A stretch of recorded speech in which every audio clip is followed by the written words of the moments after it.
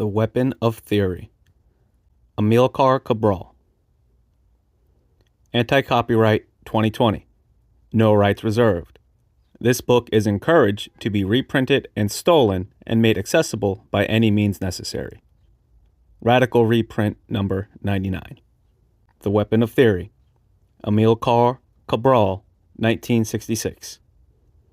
Address delivered to the First Tricontinental Conference of the Peoples of Asia, Africa, and Latin America, held in Havana in January 1966. If any of us came to Cuba with doubts in our mind about the solidity, strength, maturity, and vitality of the Cuban Revolution, these doubts have been removed by what we have been able to see. Our hearts are now warmed by an unshakable certainty which gives us courage in the difficult but glorious struggle amongst the common enemy. No power in the world will be able to destroy this Cuban Revolution, which is creating in the countryside and in the towns not only a new life but also, and even more important, a new man, fully conscious of his national, continental, and international rights and duties. In every field of activity, the Cuban people have made major progress during the last 7 years, particularly in 1965, Year of Agriculture. We believe that this constitutes a particular lesson for the national liberation movements, especially for those who want their national revolution to be a true revolution. Some people have not failed to note that a certain number of Cubans, albeit an insignificant minority, have not shared the joys and hopes of the celebrations for this 7th anniversary because they are against the revolution. It is possible that others will not be present at the celebrations of the 8th anniversary, but we would like to state that we consider the open door policy for enemies of the revolution to be a lesson in courage, determination, humanity, and confidence in the people, another political and moral victory over the enemy. And to those who are worried, in a spirit of friendship, about the dangers which may be involved in this exodus, we guarantee that we, the peoples of the countries of Africa, still completely dominated by Portuguese colonialism, are prepared to send to Cuba as many men and women as may be needed to compensate for the departure of those who, for reasons of class or of inability to adapt, have interests or attitudes which are incompatible with the interests of the Cuban people. Taking once again the formerly hard and tragic path of our ancestors, mainly from Guinea and Angola, who were taken to Cuba as slaves, we would come now as free men, as willing workers and Cuban patriots, to fulfill a productive function in this new, just, and multiracial society, and to help and defend with our own lives the victories of the Cuban people. Thus, we would strengthen both all the bonds of history, blood, and culture which unite our peoples with the Cuban people, and the spontaneous giving of oneself, the deep joy and infectious rhythm which make the construction of socialism in Cuba a new phenomenon for the world, a unique and, for many, unaccustomed event. We are not going to use this platform to rail against imperialism. An African saying very common in our country says, "When your house is burning, it's no use beating the tom-toms." On a tricontinental level, this means that we are not going to eliminate imperialism by shouting insults against it. For us, the best or worst shout against imperialism, whatever its form, is to take up arms and fight. This is what we are doing. And this is what we will go on doing until all foreign domination of our African homelands has been totally eliminated. Our agenda includes subjects whose meaning and importance are beyond question and which show a fundamental preoccupation with struggle. We note, however, that one form of struggle which we consider to be fundamental has not been explicitly mentioned in this program, although we are certain that it was present in the minds of those who drew up the program. We refer here to the struggle against our own weaknesses. Obviously, other cases differ from that of Guinea, but our experience has shown us that in the general framework of daily struggle, this battle against ourselves, no matter what difficulties the enemy may create, is the most difficult of all, whether for the present or the future of our peoples. This battle is the expression of the internal contradictions in the economic, social, cultural, and therefore historical, reality of all of our countries. We are convinced that any national or social revolution which is not based on the knowledge of this fundamental reality runs grave risk of being condemned to failure.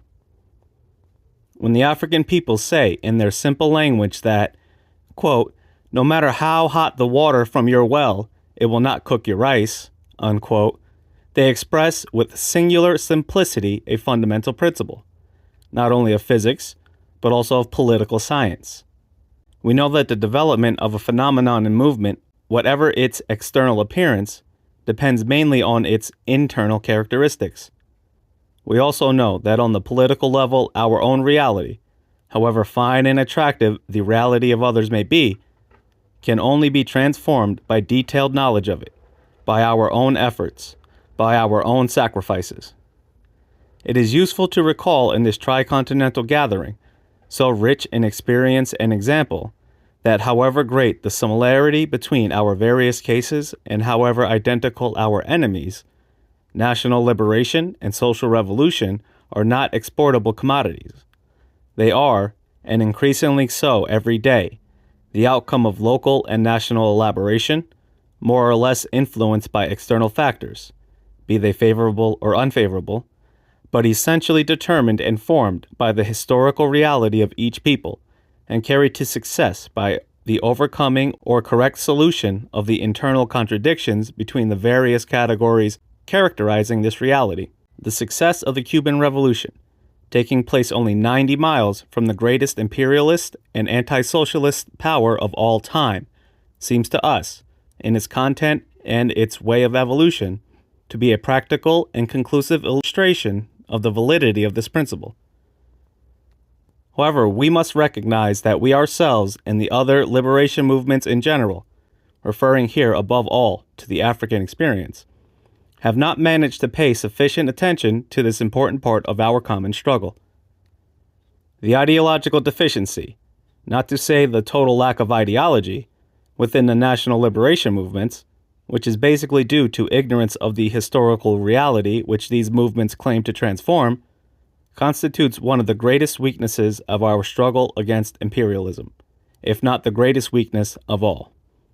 We believe, however, that a sufficient number of different experiences has already been accumulated to enable us to define a general line of thought and action with the aim of eliminating this deficiency.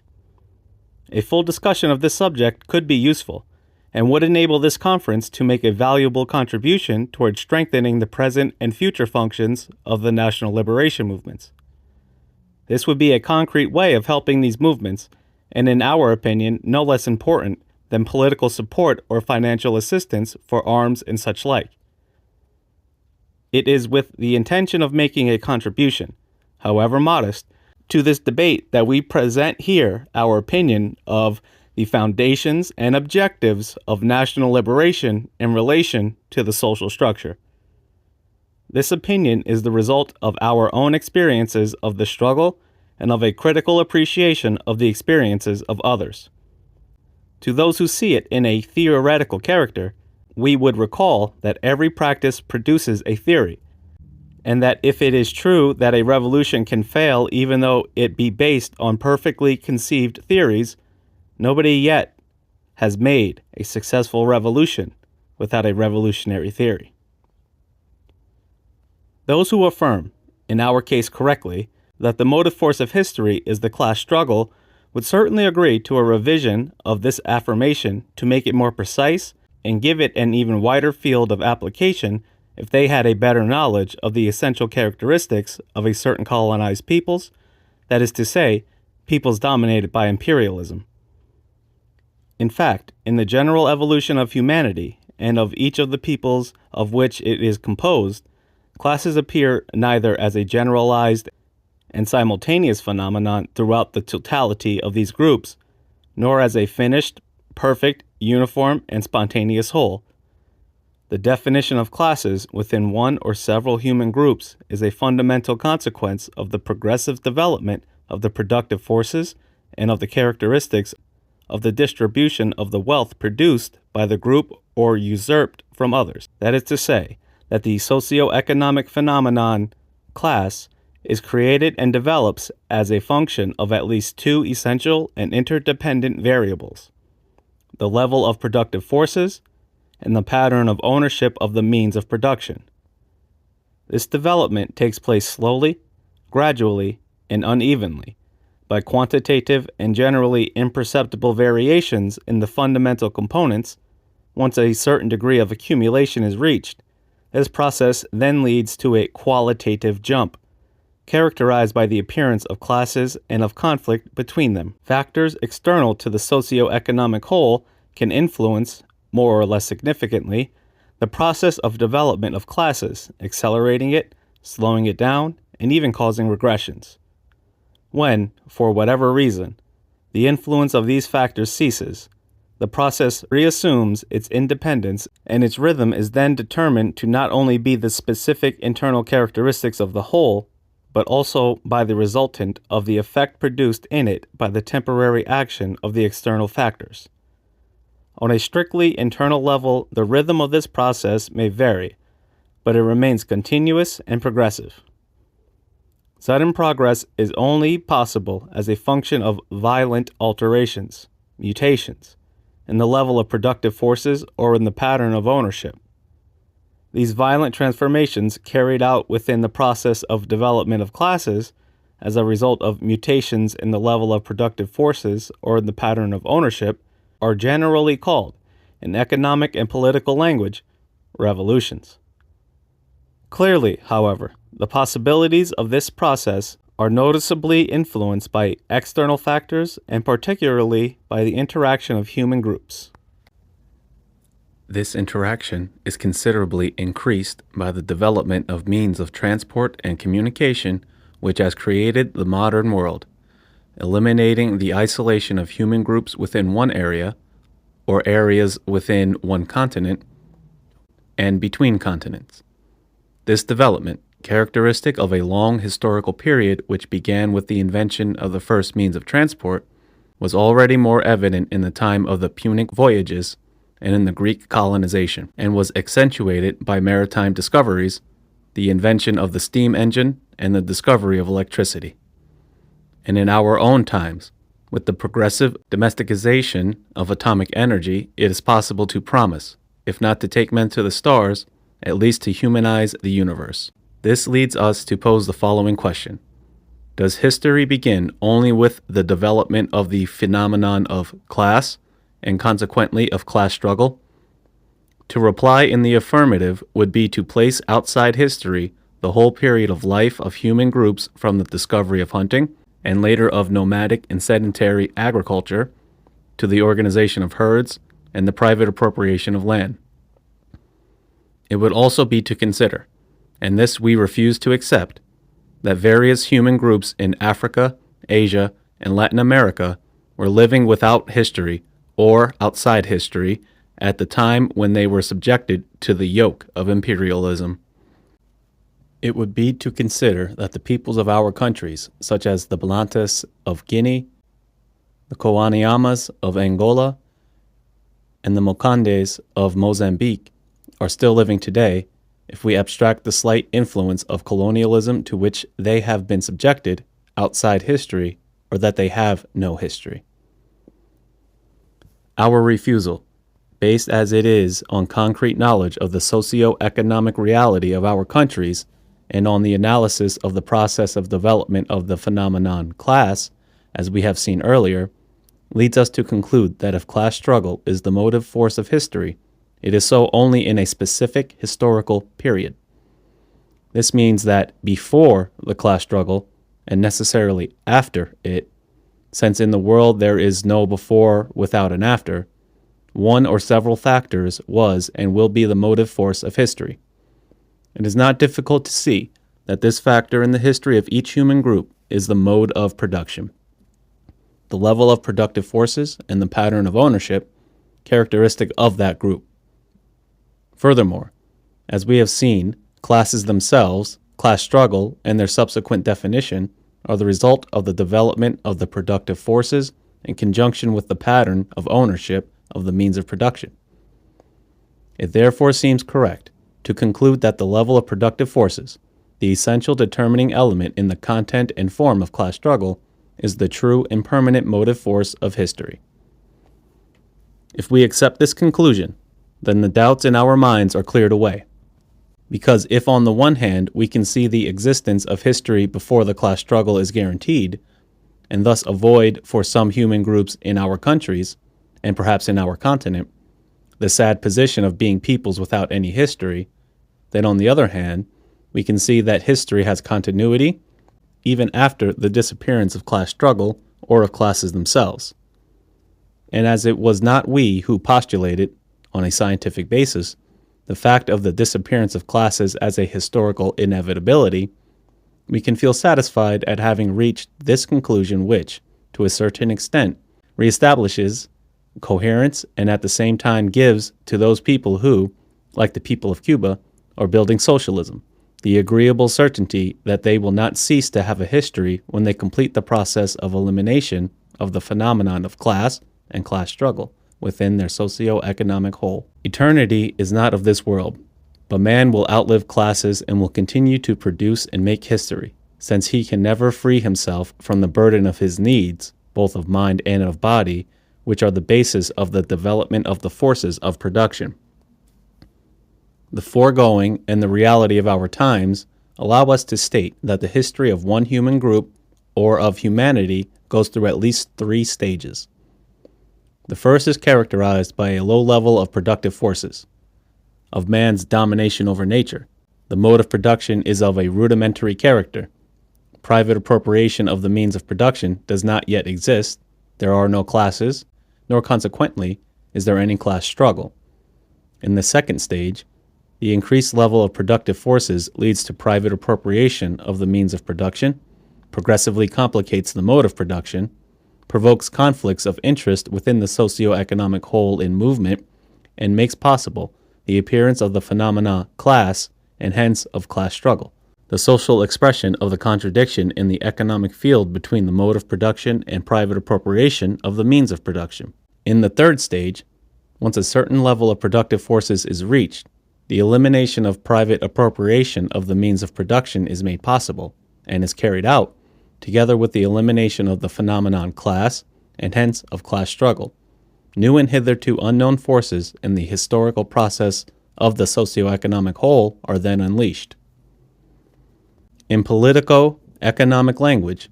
the first stage would correspond to the communal agricultural and cattle-raising society, in which the social structure is horizontal, without any state. The second to feudal or assimilated agricultural or agro-industrial bourgeois societies, with a vertical social structure and a state.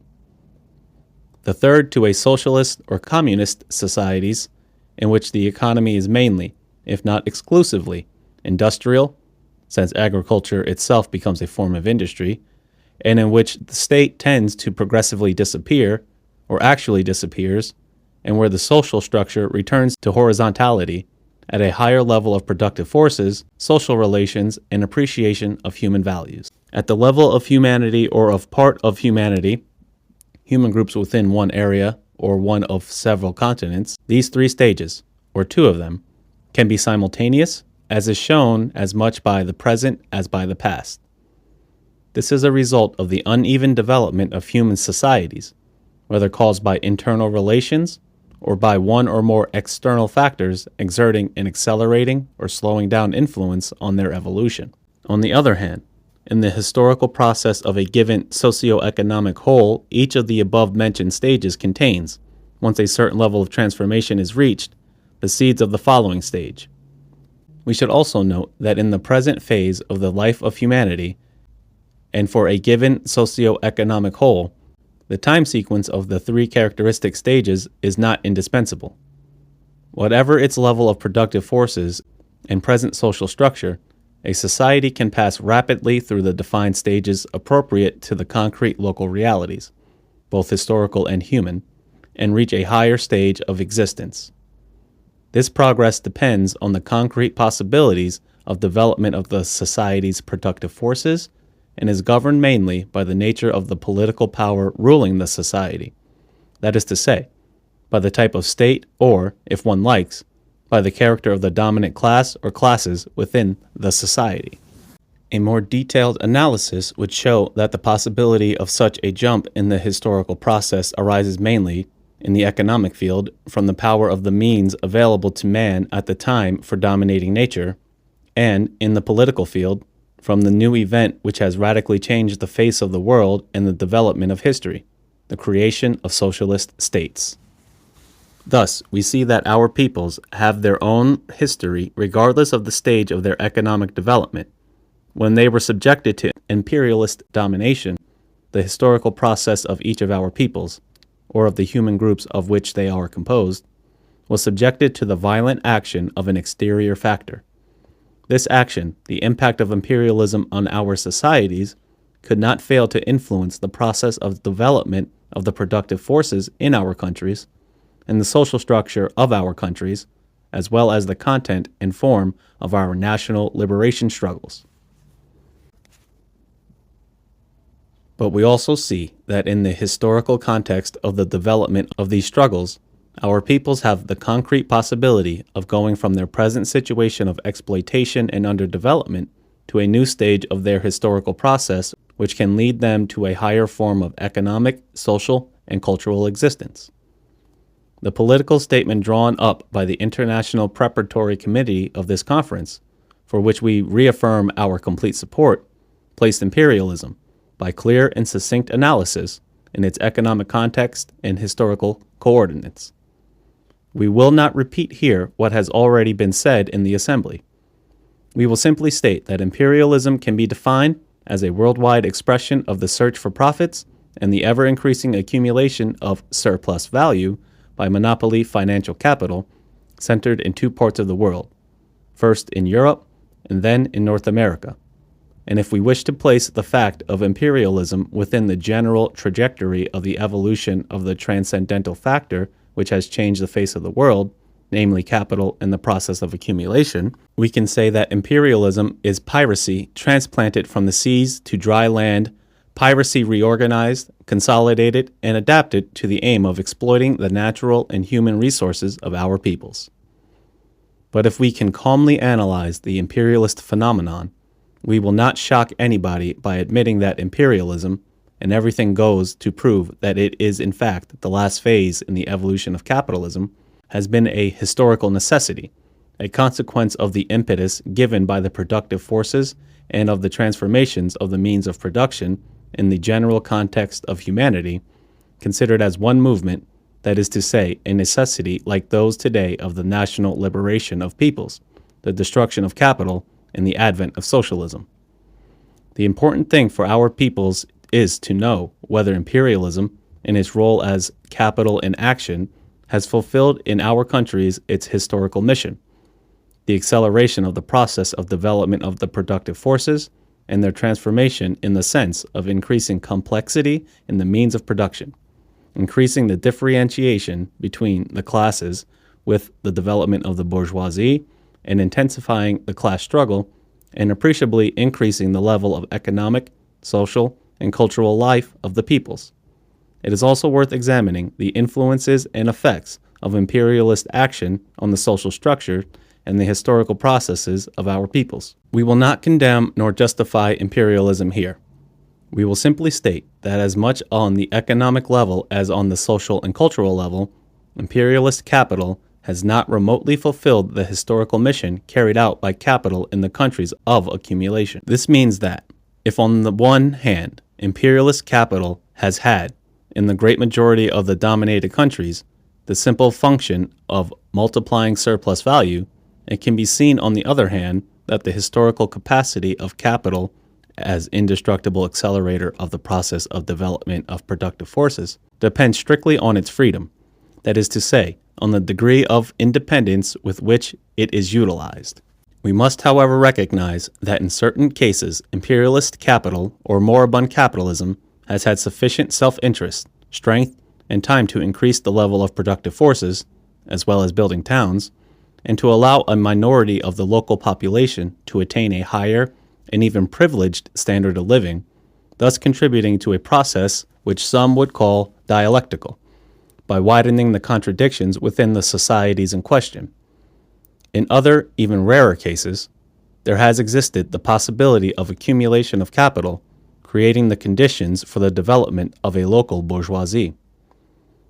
On the question of the effects of imperialist domination on the social structure and historical processes of our peoples, we should first of all examine the general forms of imperialist domination. There are at least two forms. The first is direct domination by means of a power made up of people foreign to the dominated people: armed forces, police, administrative agents, and settlers. This is generally called classical colonialism. Or colonialism as indirect domination by a political power made up mainly or completely of native agents. This is called neocolonialism. In the first case, the social structure of the dominated people, whatever its stage of development, can suffer the following consequences. A. Total destruction, generally accompanied by immediate or gradual elimination of the native population and, consequently, by the substitution of a population from outside. B. Partial destruction, generally accompanied by a greater or lesser influx of population from outside. C. Apparent conservation,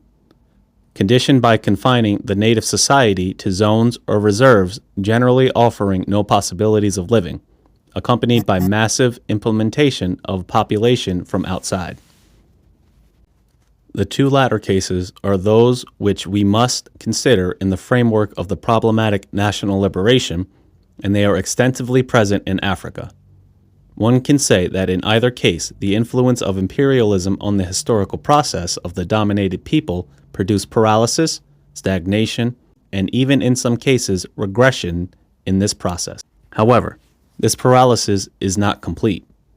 In one sector or another of the socio-economic whole in question, noticeable transformations can be expected, caused by the permanent action of some internal, local factors or by the action of new factors introduced by the colonial domination, such as the introduction of money and the development of urban centers. Among these transformations, we should anticipate a progressive loss of prestige of the ruling native classes or sectors, the forced or voluntary exodus of part of the peasant population to the urban centers, with the consequent development of a new social strata, salaried workers, clerks, employees in commerce, and the liberal professions, and an unstable stratum of unemployed. In the countryside, there develops, with very varied intensity and always linked to the urban milieu, a stratum made up of small landowners. In the case of neocolonialism, whether the majority of the colonized population is of native or foreign origin, the imperialist action takes the form of creating a local bourgeoisie or pseudo-bourgeoisie controlled by the ruling class of the dominating country. The transformations in the social structure are not so marked in the lower strata, above all in the countryside, which retains the characteristics of the colonial phase, but the creation of a native pseudo-bourgeoisie, which generally develops out of a petty bourgeoisie of bureaucrats and accentuates a differentiation between the social strata and the intermediaries in the commercial system, compradors. By strengthening the economic activity of local elements, opens up new perspectives in the social dynamic, mainly by the development of an urban working class, the introduction of private agricultural property,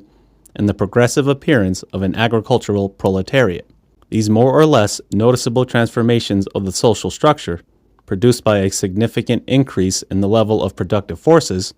have a direct influence on the historical process of the socio-economic whole in question. While in classical colonialism, this process is paralyzed,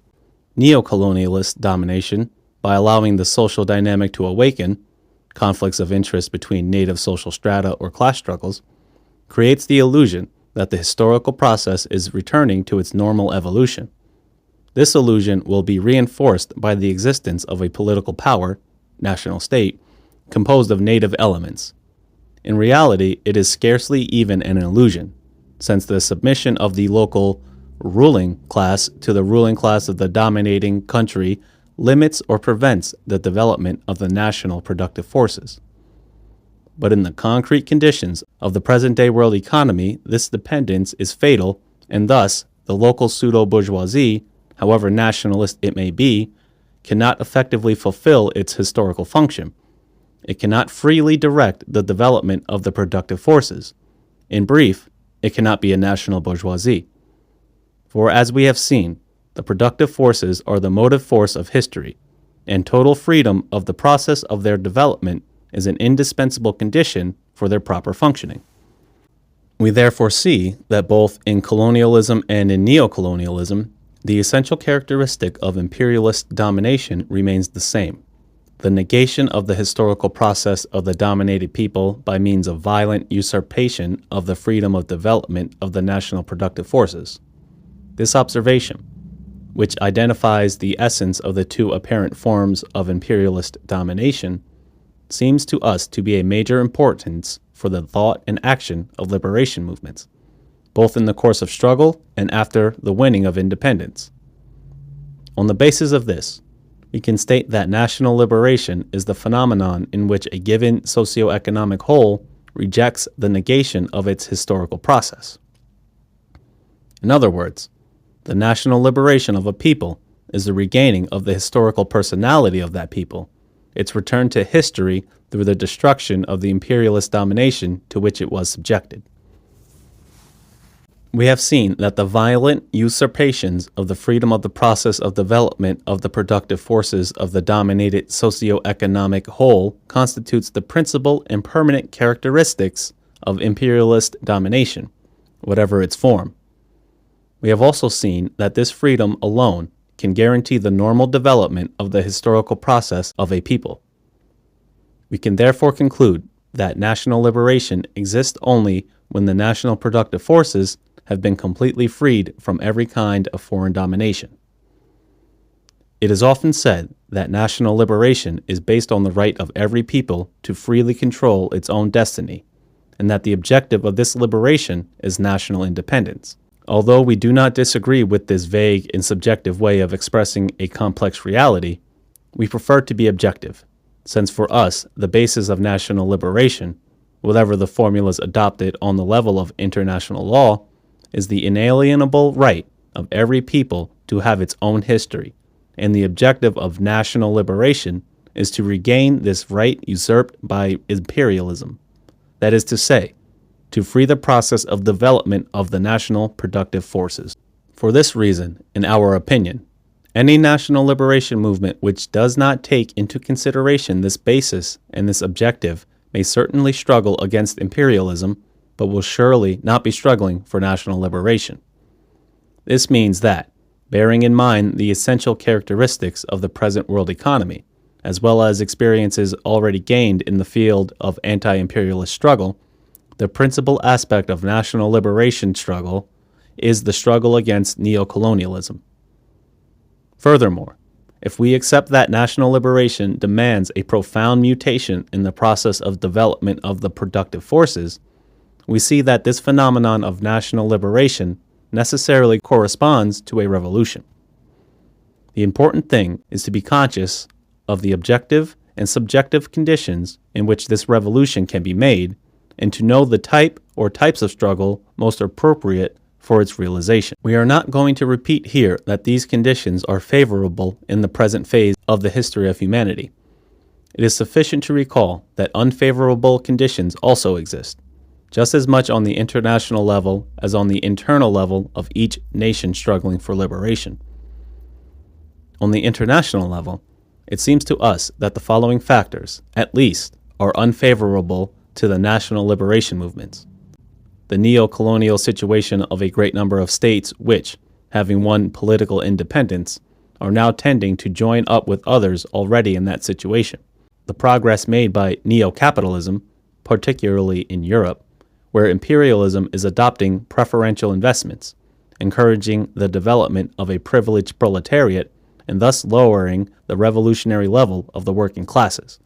the open or concealed neo-colonial position of some European states which, like Portugal, still have colonies, the so-called policy of aid for undeveloped countries, adopted by imperialism with the aim of creating or reinforcing native pseudo-bourgeoisies, which are necessarily dependent on the international bourgeoisie, and thus obstructing the path of revolution. The claustrophobia and revolutionary timidity which has led some recently independent states whose internal economic and political conditions are favorable to revolution to accept compromises with the enemy or its agents. The growing contradictions between anti-imperialist states and, finally, the threat to world peace posed by the prospect of atomic war on the part of imperialism. All these factors reinforce the action of imperialism against the national liberation movements. If the repeated interventions and growing aggressiveness of imperialism against the peoples can be interpreted as a sign of desperation faced with the size of the national liberation movements,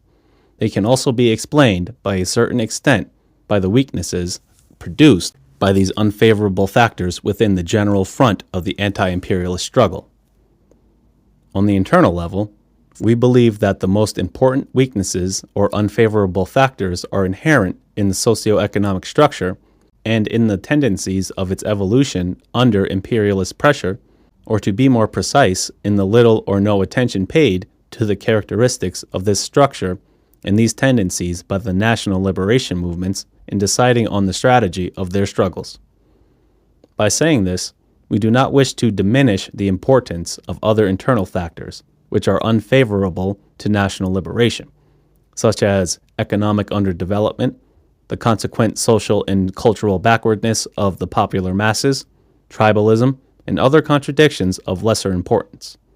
It should, however, be pointed out that the existence of tribes only manifests itself as an important contradiction as a function of opportunistic attitudes, generally on the part of a detribalized individuals or groups within the national liberation movement. Contradictions between classes, even when only embryonic, are of far greater importance than the contradictions between tribes. Although the colonial and neo-colonial situations are identical in essence, and the main aspect of the struggle against imperialism is neo-colonialist, we feel it is vital to distinguish in practice these two situations. In fact, the horizontal structure, however it may differ from the native society, in the absence of a political power composed of national elements in the colonial situation, make possible the creation of a wide front of unity and struggle, which is vital to the success of the national liberation movement. But this possibility does not remove the need for a rigorous analysis of the native social structure, of the tendencies of its evolution, and for the adoption in practice of appropriate measures for ensuring true national liberation. While recognizing that each movement knows best what to do in its own case, one of these measures seems to us indispensable, namely, the creation of a firmly united vanguard, conscious of the true meaning and objective of the national liberation struggle which it must lead. This necessity is all the more urgent since we know that, with rare exceptions, the colonial situation neither permits nor needs the existence of a significant vanguard classes, working class conscious of its existence, and rural proletariat, which would ensure the vigilance of the popular masses over the evolution of the liberation movement. On the contrary, the generally embryonic character of the working classes and the economic, social, and cultural situation of the physical force of most importance in the national liberation struggle, the peasantry, do not allow these two main forces to distinguish true national independence from fictitious political independence. Only a revolutionary vanguard, generally an active minority, can be aware of this distinction from the start and make it known, through the struggle, to the popular masses. This explains the fundamentally political nature of the national liberation struggle and to a certain extent makes the form of struggle important to the final result of the phenomenon of national liberation. In the neo-colonial situation, the more or less vertical structure of the native society and the existence of a political power composed of native elements, national state, already worsened the contradictions within that society and make difficult, if not impossible, the creation of as wide a front as in the colonial situation. On the one hand, the material effects, mainly the nationalization of cadres and the increased economic initiative of the native elements, particularly in the commercial field, and the psychological effects, pride in the belief of being ruled by one's own compatriots, exploitation of religious or tribal solidarity between some leaders and a fraction of the masses, together demobilize a considerable part of the nationalist forces. But on the other hand, the necessarily repressive nature of the neo-colonial state against the national liberation forces, the sharpening of contradictions between classes, the objective permanence of signs and agents of foreign domination, settlers who retain their privileges, armed forces, racial discrimination, the growing poverty of the peasantry, and the more or less notorious influence of external factors all contribute towards keeping the flame of nationalism alive, towards progressively raising the consciousness of wide popular sectors, and towards reuniting the majority of the population, on the very basis of awareness of neo-colonialist frustration around the ideal of national liberation. In addition, while the native ruling class becomes progressively more bourgeois, the development of a working class composed of urban workers and agricultural proletarians, all exploited by the indirect domination of imperialism, opens up new perspectives for the evolution of national liberation. This working class, whatever the level of its political consciousness, given a certain minimum, namely the awareness of its own needs, seems to constitute the true popular vanguard of the national liberation struggle in the neo-colonial case. However, it will not be able to completely fulfill its mission in the struggle, which does not end with the gaining of independence, unless it firmly unites with the other exploited strata, the peasants in general, hired men, sharecroppers, tenants, and small farmers, and the nationalist petty bourgeoisie. The creation of this alliance demands the mobilization and organization of the nationalist forces within the framework, or by the action, of a strong and well-structured political organization. Another important distinction between the colonial and neo-colonial situations is in the prospects for the struggle. The colonial situation, in which the nation class fights the regressive forces of the bourgeoisie of the colonizing country, can lead, apparently at least, to a nationalist solution, national revolution. The nation gains its independence and theoretically adopts the economic structure which best suits it. The neo-colonial situation, in which the working classes and their allies struggle simultaneously against the imperialist bourgeoisie and the native ruling class, is not resolved by a nationalist solution. It demands the destruction of the capitalist structure implanted in the national territory by imperialism and correctly postulates a socialist solution. This distinction arises mainly from the different levels of the productive forces in the two cases and the consequent sharpening of the class struggle. It would not be difficult to show that in time the distinction becomes scarcely apparent. It is sufficient to recall that in our present historical situation, elimination of imperialism, which uses every means to perpetuate its domination over our peoples, and consolidation of socialism throughout a large part of the world, there are only two possible paths for an independent nation: to return to imperialist domination, neocolonialism, capitalism, state capitalism, or to take the way of socialism. This operation, on which depends the compensation for the efforts and sacrifices of the popular masses during the struggle, is considerably influenced by the form of struggle and the degree of revolutionary consciousness of those who lead it. The facts make it unnecessary for us to prove that the essential instrument of imperialist domination is violence. If we accept the principle that the liberation struggle is a revolution and that it does not finish at the moment when the national flag is raised and the national anthem played, we will see that there is not and cannot be national liberation without the use of liberating violence by the nationalist forces to answer the criminal violence of the agents of imperialism. Nobody can doubt that, whatever its local characteristics, imperialist domination implies a state of permanent violence against the nationalist forces. There is no people on earth which, having been subjected to the imperialist yoke,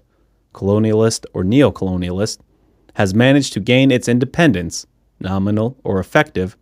without victims. The important thing is to determine which forms of violence have to be used by the national liberation forces in order not only to answer the violence of imperialism, but also to ensure, through the struggle, the final victory of their cause, true national independence. The past and present experiences of various peoples, the present situation of national liberation struggles in the world, especially in Vietnam, the Congo, and Zimbabwe, as well as the situation of permanent violence, or at least of contradictions and upheavals in certain countries which have gained their independence by the so-called peaceful way, show us not only that compromises with imperialism do not work, but also that the normal way of national liberation, imposed on peoples by imperialist repression, is armed struggle. We do not think we will shock this assembly by stating that the only effective way of definitively fulfilling the aspiration of the peoples, that is to say, of attaining national liberation, is by armed struggle. This is the great lesson which the contemporary history of liberation struggle teaches all those who are truly committed to the effort of liberating their peoples. It is obvious that both the effectiveness of this way and the stability of the situation to which it leads after liberation depend not only on the characteristic of the organization of the struggle, but also on the political and moral awareness of those who, for historical reasons, are capable of being the immediate heirs of the colonial or neo-colonial state. For events have shown that the only social sector capable of being aware of the reality of imperialist domination and of directing the state apparatus inherited from this domination is the native petty bourgeoisie.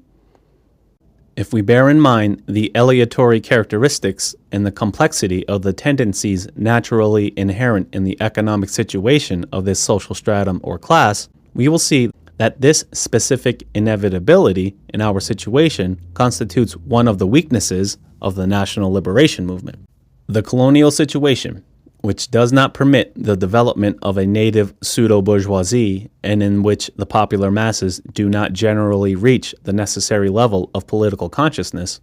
before the advent of the phenomenon of national liberation, offers the petty bourgeoisie the historical opportunity of leading the struggle against foreign domination, since by nature of its objective and subjective position, higher standard of living than that of the masses, more frequent contact with the agents of colonialism, and hence more chances of being humiliated, higher level of education and political awareness, etc. It is the stratum which most rapidly becomes aware of the need to free itself from foreign domination. This historical responsibility is assumed by the sector of the petty bourgeoisie which, in the colonial context, can be called revolutionary, while other sectors retain the doubts characteristic of these classes or ally themselves to colonialism so as to defend, albeit illusorily, their social situation. The neo-colonial situation, which demands the elimination of the native pseudo-bourgeoisie so that the national liberation can be attained, also offers the petty bourgeoisie the chance of playing a role of major and even decisive importance in the struggle for the elimination of foreign domination. But in this case, by virtue of the progress made in the social structure, the function of leading the struggle is shared, to a greater or lesser extent, with the more educated sectors of the working classes, and even with some elements of the national pseudo-bourgeoisie who are inspired by patriotic sentiments. The role of the sector of the petty bourgeoisie which participates in leading the struggle is all the more important since it is a fact that in the neo-colonial situation, it is the most suitable sector to assume these functions, both because of the economic and cultural limitations of the working masses, and because of the complexes and limitations of an ideological nature which characterize the sector of the national pseudo-bourgeoisie which supports the struggle. In this case, it is important to note that the role with which it is entrusted demands from this sector of the petty bourgeoisie a greater revolutionary consciousness, and the capacity for faithfully interpreting the aspirations of the masses in each phase of the struggle, and for identifying themselves more and more with the masses. But however high the degree of revolutionary consciousness of the sector of the petty bourgeoisie called on to fulfill this historical function, it cannot free itself from one objective of reality. The petty bourgeoisie, as a service class, that is to say that a class not directly involved in the process of production, does not possess the economic base to guarantee the taking over of power. In fact, history has shown that whatever the role, sometimes important, played by individuals coming from the petty bourgeoisie in the process of a revolution, this class has never possessed political control. And it never could possess it, since political control, the state, is based on the economic capacity of the ruling class, and in the conditions of colonial and neo-colonial society, this capacity is retained by two entities, imperialist capital and the native working classes. To retain the power which national liberation puts in its hands, the petty bourgeoisie has only one path: to give free rein to its natural tendencies to become more bourgeois, to permit the development of a bureaucratic and intermediary bourgeoisie in the commercial cycle, in order to transform itself into a national pseudo-bourgeoisie, that is to say, in order to negate the revolution and necessarily a lie. In order not to betray these objectives, the petty bourgeoisie has only one choice: to strengthen its revolutionary consciousness, to reject the temptations of becoming more bourgeois and the national concerns of its class mentality, to identify itself with the working classes, and not to oppose the normal development of the process of revolution. This means that in order to truly fulfill the role in the national liberation struggle, the revolutionary petty bourgeoisie must be capable of committing suicide as a class in order to be reborn as revolutionary workers, completely identified with the deepest aspirations of the people to which they belong. This alternative, to betray the revolution or to commit suicide as a class, constitutes the dilemma of the petty bourgeoisie in the general framework of the national liberation struggle. The positive solution in favor of the revolution depends on what Fidel Castro recently correctly called the development of revolutionary consciousness.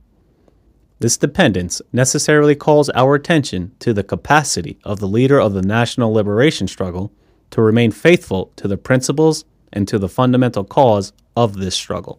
This shows us, to a certain extent, that if national liberation is essentially a political problem, the conditions for its development give it certain characteristics which belong to the sphere of morals. We will not shout hurrahs or proclaim here our solidarity with this or that people in a struggle. Our presence is in itself a cry of condemnation of imperialism and a proof of solidarity with all peoples who want to banish from their country the imperialist yoke, and in particular with the heroic people of Vietnam. But we firmly believe that the best proof we can give of our anti-imperialist position and of our active solidarity with our comrades in this common struggle is to return to our countries, to further develop this struggle, and to remain faithful to the principles and objectives of national liberation.